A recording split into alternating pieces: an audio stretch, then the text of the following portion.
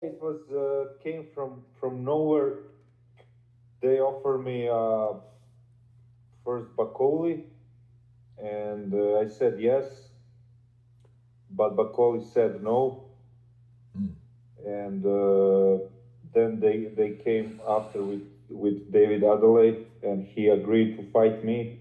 So we made a quick deal, and that's it. Nothing special, but like you said, yeah, it was a little bit surprised. My negotiation were going in some other direction, but this offer came and it was good offer and it's a good fight.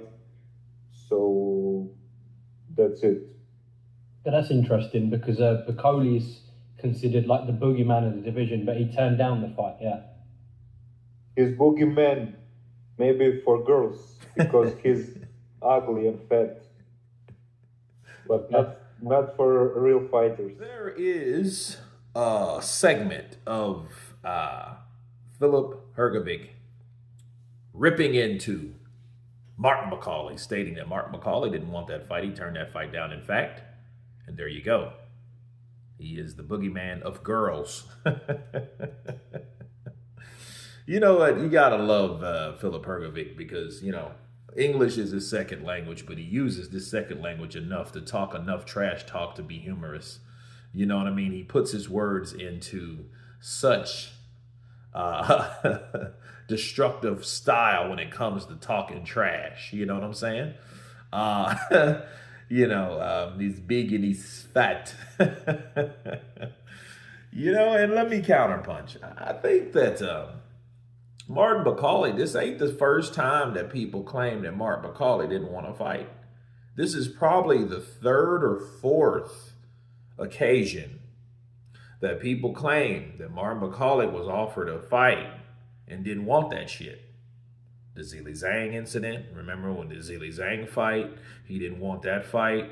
The I get Caballero claims like, no, I'll fight whoever. That wasn't the case. That wasn't me. Um, who else was it that claimed that he wasn't? Now Hergovic, right? That's three. So you got Hergovic, Zhang, and Caballero, right? That you claim that they are claiming that you didn't want that fight. And the only thing that I can muster up is I think about his manager slash trainer, Billy Nelson. Maybe the money wasn't big enough for that type of fight according to his um, own judgment, right? And that might have been the case. I don't know if he necessarily ducked him because he was scared. I think they might have avoided that fight, swerved that fight simply based on the fact that the money wasn't where they wanted to be in order to take that type of risk. Because all this is it's about risk. It's about, how hard is the fight versus the money that you're getting for the fight. You know what I mean? Risk versus reward, basically, in every aspect. So maybe the Hergovic fight wasn't big enough for them being on the undercard for that.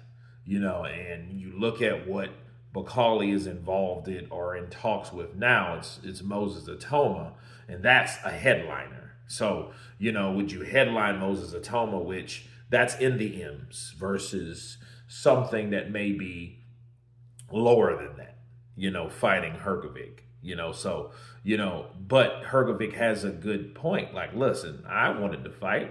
I wanted to fight up Martin Bakole. And at that point, I mean, it's no reason for me not to believe Filip because Martin Bakole didn't look good in his last two performances. He got knocked out, getting off the couch, fighting Joseph Parker, second round KO, and which I think it just kind of got stopped quick. And he really got beat up by Efe Ajagba.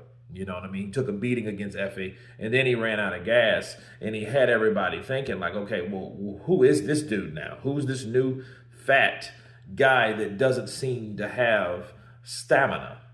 He looks more like a Andy Ruiz or a Zili Zhang when it comes to stamina because he didn't have any. Let's just be real. He did not have stamina fighting those fights. So I look at that and, and I put that together and I'm like, well, you know what?